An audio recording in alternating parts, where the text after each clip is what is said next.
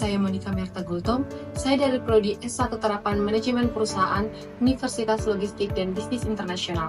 Di video ini, saya akan menjelaskan secara singkat dan umum tentang The Framework of Business Thinking atau sering disingkat dengan FBT, yang merupakan bagian dari materi manajemen operasi.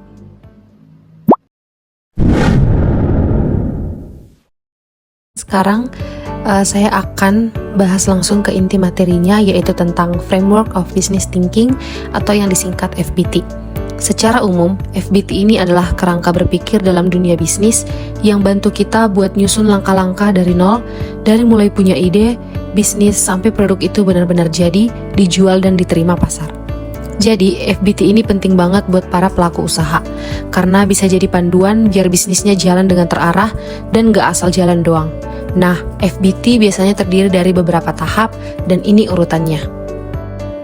Untuk tahap paling awal ini, kita mulai dengan merumuskan ide utama dari bisnisnya. Misalnya, ide bikin usaha makanan sehat atau produk fashion yang ramah lingkungan. Yang penting, idenya harus punya nilai dan bisa menjawab kebutuhan pasar. Tahap yang kedua adalah product idea. Setelah idenya dapat, kita tentuin bentuk usahanya, mau bikin toko, online shop, atau jasa. Di tahap ini, ide bisnis mulai difokuskan jadi konsep yang lebih konkret. Pada tahap yang ketiga, yaitu research and development. Di sini kita mulai riset, nyusun rencana, dan nyiapin kebutuhan dasar. Biasanya meliputi yang pertama siapa saja yang akan kita libatkan, apakah perlu rekrut tim, lalu yang kedua ada material, yaitu alat, bahan, atau fasilitas apa yang dibutuhkan. Lalu yang ketiga ada money, gimana sumber modalnya, nabung investor atau pinjaman.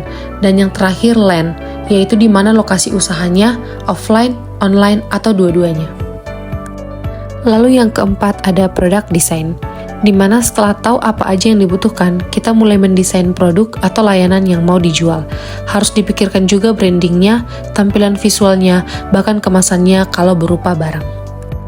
Lalu yang kelima ada product manufacturing dan facility. Ini adalah tahap produksi, bahan-bahan disiapkan, tempat kerja diatur, dan proses pembuatan produk mulai dijalankan. Kalau bisnisnya jasa, ini bisa berarti nyiapin tools dan SOP pelayanan. Selanjutnya yang keenam ada execution, di mana tahap ini adalah pelaksanaan dari semua rencana. Proses produksi dimulai, produk dipasarkan, dan distribusi dilakukan. Pemasaran bisa lewat media sosial, marketplace, atau toko fisik. Kemudian yang ketujuh yaitu production planning dan control. Di sini kita ngatur jalannya produksi biar lancar dan efisien. Misalnya dengan nentuin jadwal kerja, kontrol kualitas, manajemen bahan baku, dan evaluasi proses. Lalu yang kedelapan, evaluation, di mana setiap proses pasti butuh evaluasi. Apakah produk sudah sesuai standar, apakah pelanggan puas. Evaluasi bisa mingguan, bulanan, bahkan tahunan. Tujuannya buat perbaikan terus-menerus. Kemudian yang kesembilan ada produk, di mana hasil akhirnya ya tentu produk atau layanan yang siap dijual ke pasar. Bisa berupa barang seperti makanan, baju, atau produk digital. Atau bahkan layanan seperti jasa, konsultan, cuci motor, dan lain-lain. Lalu yang terakhir yang ke-10 adalah market dan feedback, di mana produk yang udah jadi harus dipasarkan dengan strategi yang tepat, lalu dilihat bagaimana responnya.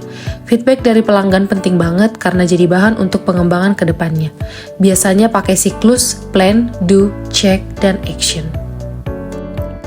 Nah, dapat dilihat pada gambar ini, berikut adalah kerangka strategi dari Framework of Business Thinking atau FBT. Dari semua tahap tadi, kita bisa lihat bahwa FBT ini sangat membantu dalam membangun bisnis dari awal sampai sustain. Cocok juga diterapkan bukan cuma di usaha besar, tapi juga buat UMKM, mahasiswa yang baru mulai jualan, atau bahkan organisasi atau event. Karena bisnis yang baik dimulai dari pemikiran yang terencana. Oke, jadi itu tadi penjelasan singkat tentang Framework of Business Thinking atau FBT, mulai dari tahap ide, riset, pengembangan, sampai evaluasi dan feedback. Semua itu penting supaya bisnis bisa berjalan lancar dan berkembang. Semoga pembelajaran ini bisa membantu teman-teman lebih memahami konsep FBT ya. Terima kasih sudah menonton, see you!